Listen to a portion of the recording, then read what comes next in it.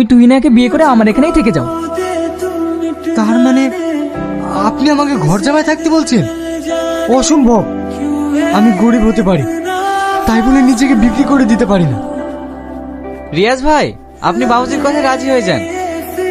আমার বাবুজি খুব ভালো মানুষ। না শাহিন, আমি ঘর জামাই থাকতে পারবো না। গরিব হলেও আমার মান সম্মান আছে। আসছি। বাবা, রিয়াজ কি বললো? এই বিয়ে হবে না, কারণ ও আমার কথা রাজি হলো না। আমিও চাই না বাবা ও ঘর জামাই থাকুক। তাহলে আমিও এই বিয়ে মেনে নিতে পারবো না। তুমি মেনে নেবে না নেবে সেটা তোমার ব্যাপার, আমি রিয়াজকেই বিয়ে করব। তুই না, বাবার মুখের উপরে কথা। রিয়াজকে বিয়ে করলে এই বাড়িতে তোমার কোনো জায়গা নেই। কি করবে সেটা তোমার সিদ্ধান্ত।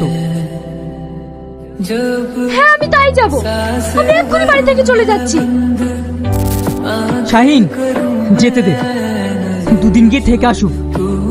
আপনি বুঝতে পারবে খিদের জ্বালাটা কি। বাবুজি, দিদি চলে গেল।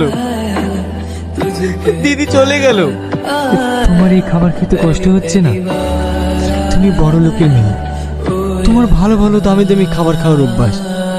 তুমি এই খাবার খেতে পারছো? কষ্ট না গো, এটা আমার গর্ব।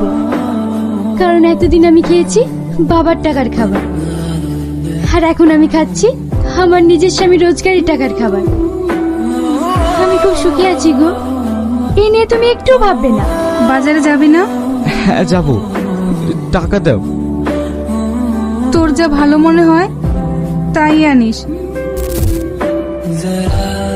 শাহিন, তুমি এখানে বসে কি করছো?